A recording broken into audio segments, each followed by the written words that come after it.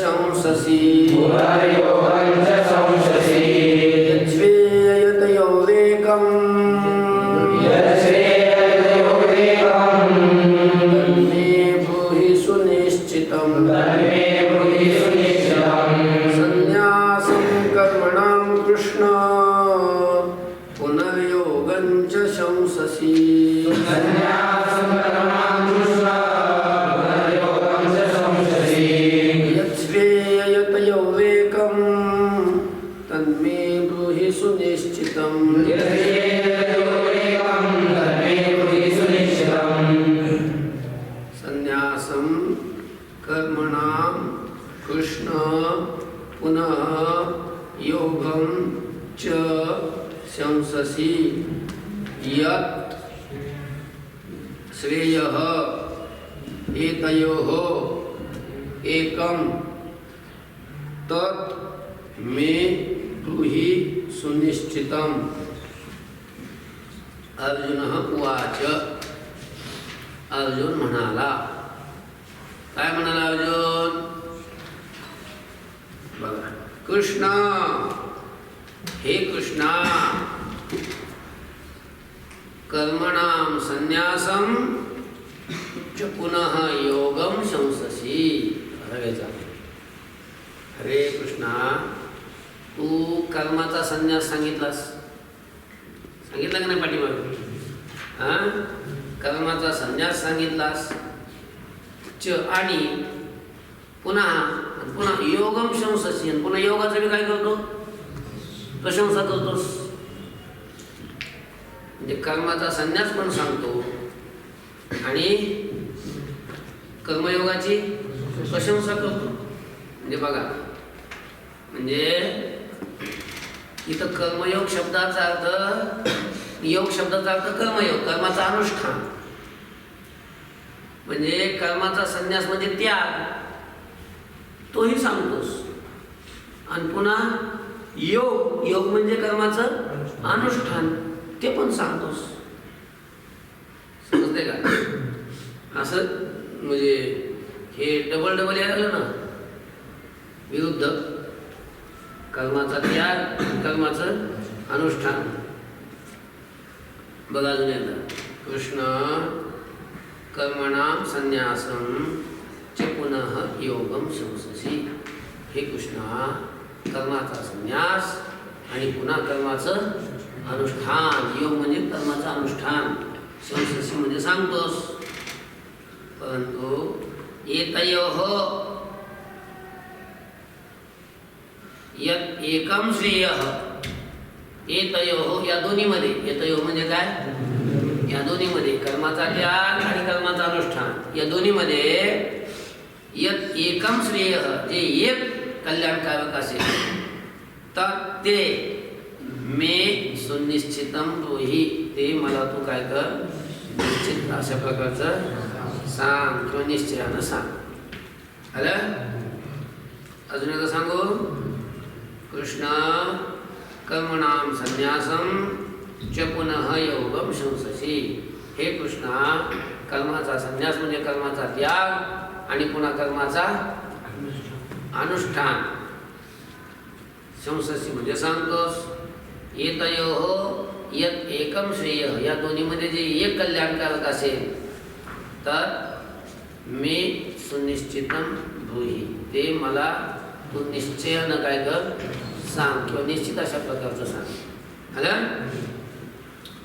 श्री भगवान वाच.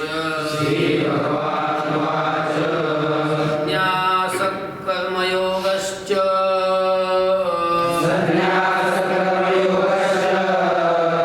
निःश्रेयसकला उभौ. तयोस्तु कर्म संन्यासात् कर्मयोगो विशिष्यते. संन्यास कर्मयोगश्च निःश्रेयसकला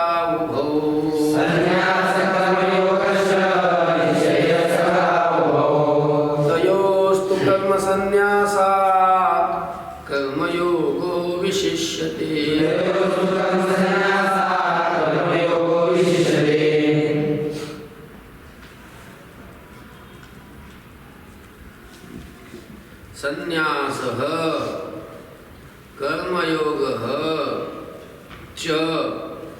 निःश्रेयसकरौ उभौ तयोः तु कर्मसन्न्यासात् कर्मयोगः विशिष्यते. पुढे लक्ष आहे बघा. श्री भगवान उवाच. भगवान म्हणाले. काय म्हणाले भगवान? संन्यासः च कर्मयोग. संन्यास आणि कर्मयोग. संन्यास म्हणजे कर्माचा संन्यास, कर्माचा त्याग, आणि कर्मयोगाचं अनुष्ठान, कर्माचं अनुष्ठान. हे उभव, हे दोन्हीही, हे दोन उभव शब्दाचा अर्थ काय? हे दोन्ही म्हणजे कर्माचा संन्यास आणि कर्माचं अनुष्ठान, हे दोन्ही निःश्रेयसकरौ, हे निश्चित कल्याण करणारे आहेत. कळलं का? हे दोन्ही काय कल्याण करणारे आहेत, म्हणजे मोक्ष प्राप्त करून देणारे साधन आहे. कर्माचा त्याग त्याने मोक्षच प्राप्त होतो, आणि कर्माचं अनुष्ठान त्याने सुद्धा काय होतो? मोक्षच अशा प्रकारचा प्राप्त होतो. हे दोन्हीही कल्याणकारक आहे. तू परंतु तयोः, पण त्या दोन्हीमध्ये कर्मसन्न्यासात कर्मयोगः विशिष्यते. कर्मसन्न्यासापेक्षा म्हणजे कर्माच्या त्यागापेक्षा कर्मयोगः म्हणजे कर्मयोग, कर्माचं अनुष्ठान, त्याला कर्मयोग म्हणतात. हा काय आहे? कर्मयोग हा कर्मसन्न्यासापेक्षा विशिष्यते म्हणजे श्रेष्ठ आहे. कसा आहे? श्रेष्ठ. कर्म त्याग करण्यापेक्षा कर्माचं अनुष्ठान हे कसं असतं? श्रेष्ठ असतं. श्रेष्ठ भगवान सांगतात बघा. भगवान म्हणाले. काय म्हणाले? संन्यासः च कर्मयोगः उभौ निःश्रेयसकरौ. संन्यास आणि कर्मयोग उभव हे दोन्ही निःश्रेयसकरौ म्हणजे निश्चित कल्याण करणारे आहेत. आलं? तू परंतु तयोः, त्या दोन्हीमध्ये कर्मसन्न्यासात कर्मयोगः विशिष्यते. कर्मसन्न्यासापेक्षा म्हणजे कर्माच्या त्यागापेक्षा कर्मयोग म्हणजे कर्माचं अनुष्ठान हे कसं आहे? विशिष्यते म्हणजे श्रेष्ठ आहे. ज्ञेयस्स नित्यसन्न्यासी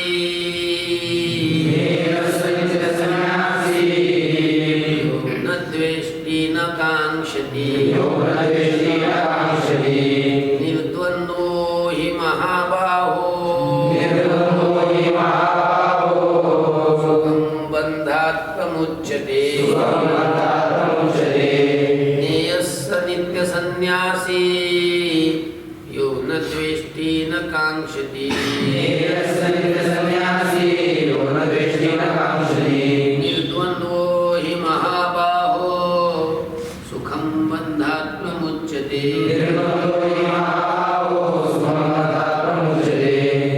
ज्ञेयः सः नित्यसन्न्यासी यः न द्वेष्टि न काङ्क्षति निर्द्वन्द्वः हि महाबाहो सुखं बन्धात् प्रमुच्यते. अलगा बघा. आता कर्मसन्न्यासापेक्षा कर्मयोगाचं अनुष्ठान हे कसं असतं? श्रेष्ठ असतं सांगितलं. कारण काय? कारण तो कर्म करून सुद्धा संन्यासीच असतो. ते सांगतात. यह न द्वेष्टि न कांक्षती. दिसलं का? जो पुरुष सुखाचा नाही दुःखाचा द्वेष करीत नाही. कशाचा? दुःखाचा आणि दुःखाच्या साधनाचा द्वेष करीत नाही, आणि न कांक्षती म्हणजे इच्छा करीत नाही, म्हणजे सुखाची आणि सुखाच्या साधनाची काय करत नाही? इच्छा करीत नाही. वैषयिक सुखाची लक्षामध्ये जो इच्छा करीत नाही. सह नित्य संन्यासी ज्ञेयः, तो पुरुष नित्य संन्यासी आहे असा जाणावा. कळलं का? कळलं का? कोण पुरुष?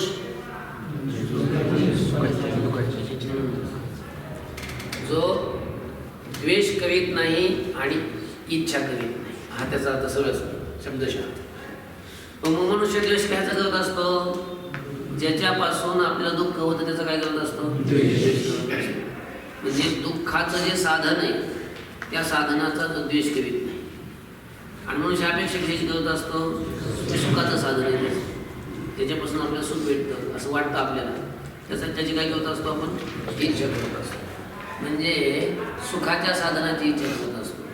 आणि जो पुरुष सुखाच्या साधनाची इच्छा करीत नाही असा जो पुरुष आहे, दुःखाच्या साधनाचा द्वेष करीत नाही आणि सुखाच्या साधनाची इच्छा करीत नाही असा जो पुरुष आहे, सह नित्य संन्यासी ज्ञेय, त्याला नित्य संन्यासी जाणावं. कळलं का? कारण ही महाभाव, हे महाभाव म्हणजे हे मोठे हात असणारे अर्जुना, निर्द्वंद्व द्वंद्वरहित झालेला पुरुष. आता त्याला कुणाचा द्वेष करीत नाही, कोणाची इच्छा करीत नाही, म्हणजे निर्द्वंद्व झाला ना, तो द्वंद्वरहित झाला ना. असा द्वंद्वरहित असलेला पुरुष सुखम बंधात प्रमुच्यते, सुखानं या बंधनातून तो मुक्त होतो. कळलं का? सुखम म्हणजे सुखानं, म्हणजे काही कष्ट न करता सहज. कळलं का? तो काय होतो, बंधात म्हणजे या संसार बंधनातून प्रमुच्यते म्हणजे आलं. सांग पुढचा श्लोक. सांख्ययोगो पृथक् बाला प्रवदन्ति न पंडिताः एकमप्यास्थितः सम्यक्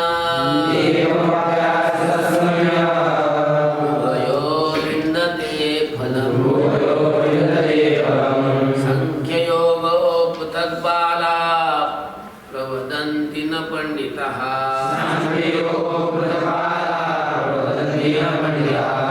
एकमप्यास्थितः सम्यक् उभयो विन्दते फलम्.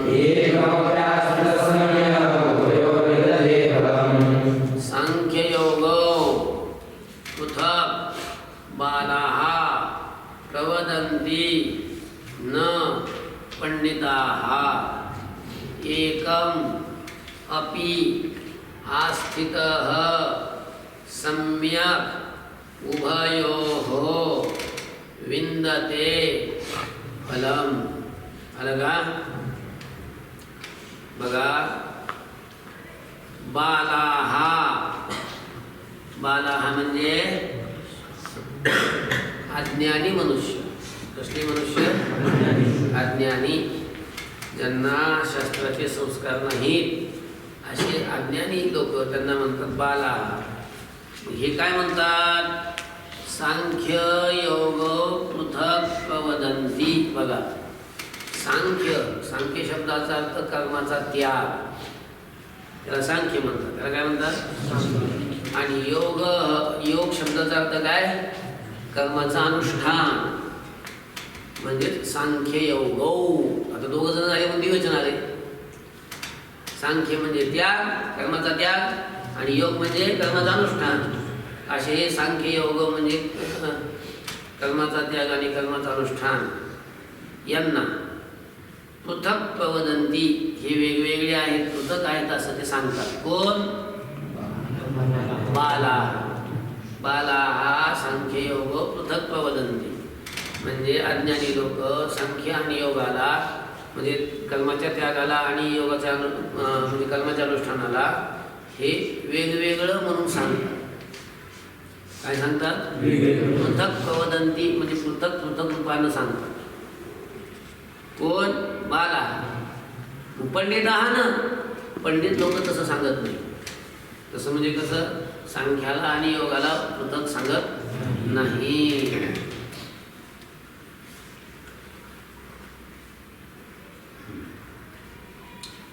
का? त्याचं कारण आहे एकम अपि सम्यक आस्थितः. दिसलं का? एका साधनाचा सम्यक म्हणजे चांगल्या प्रकारे, आस्थितः म्हणजे आश्रय केलेला पुरुष. या दोन्हीपैकी कोणत्याही एकाचा त्याने चांगल्या प्रकारे जर आश्रय केला तर एका साधनांचा, मग ते कर्माचा त्याग असो तो कर्माचं अनुष्ठान असो, एका साधनाचा चांगल्या प्रकारे आश्रय केलेला जो पुरुष आहे तो उभयोः फलम विन्दते. दोन्हीचंही फळ प्राप्त करू. म्हणजे कर्मयोगाचं म्हणजे कर्मानुष्ठानाचं आणि संन्यासाचं हे दोन्हीचं फळ तो मिळवतो. कोणत्याही एका साधनामध्ये तो काय झाला, आरूढ झाला, चांगल्या प्रकारे त्या साधनात स्थिर झाला, लक्ष देतं का, त्याचा आश्रय केला त्या साधनाचा, तर मग तो पुरुष दोन्ही साधनाचं जे फल आहे त्या फळाला प्राप्त होतं. म्हणजे बघा कसं आहे, साधनावर एका आरूढ व्हायचं आणि दोन्ही साधनाचं जे फळ आहे ते फळ प्राप्त करायचं. मजा आहे का नाही? हां बघा अजून एक श्लोक सांगतो. बालाहा सांख्ययोग पृथक् वदन्ति. अज्ञानी लोक सांख्य आणि योग यांना पृथक सांगतात. पंडित लोक, ज्ञानी लोक सांख्य आणि योगाला पृथक सांगत नाहीत. मग ज्ञानी लोकच काय, पंडित लोकच काही एक सांगतात, अज्ञानी वेगवेगळं सांगतात, पंडित लोक कसं काही एकच सांगतात. त्याचं कारण आहे काय, एकमापी सम्यक अस्तित. कोणत्याही एका साधनाचा चांगल्या प्रकारे आश्रय केलेला पुरुष उभयोः फलं विन्दते. दोन्ही प्रकारच्या फलाला काय करतो, प्राप्त करतो. म्हणून त्या साधनांना वेगवेगळं सांगत आहे. फल दोघांचं एक आहे ना,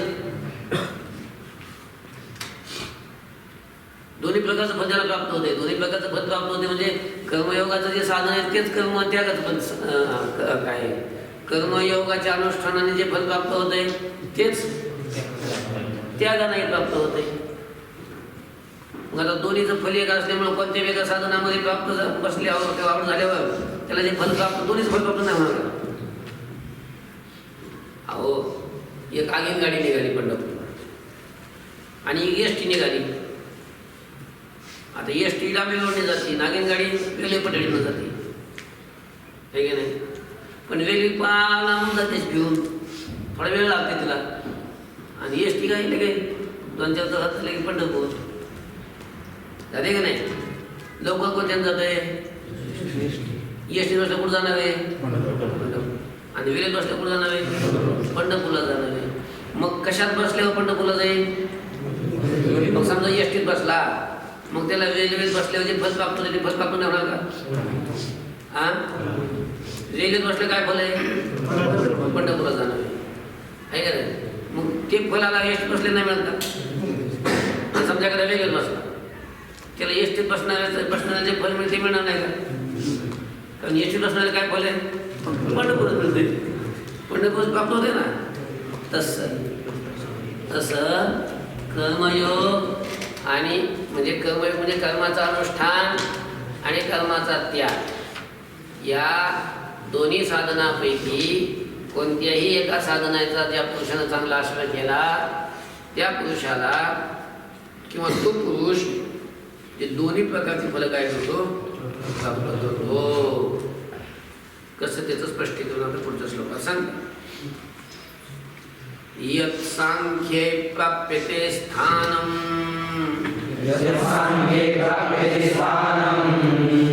तद्योगैरपि गम्यते. एकं सांख्यं च योगं च यः पश्यति स पश्यति.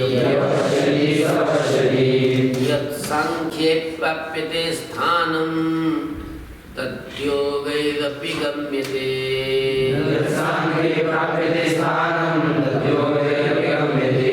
एकं सांख्यं च योगं च यः पश्यति स पश्यति.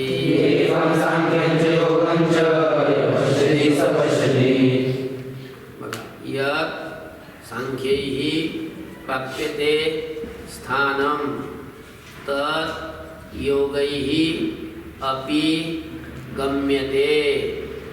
आलं का.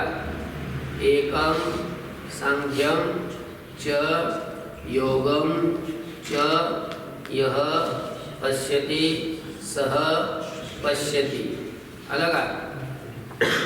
बघा यत् सांख्यैः स्थानं प्राप्यते. बघा किंवा असं घ्या, सांख्यैः यत् स्थानं प्राप्यते. सांख्यैः म्हणजे कर्म त्याग करणाऱ्या पुरुषांकडून, सांख्य ही म्हणजे काय, कर्मत्याग करणाऱ्या पुरुषांकडून यत स्थान प्राप्यते, जे स्थान प्राप्त केल्या जाते, सांख्य योगाकडून जे स्थान प्राप्त केल्या जाते,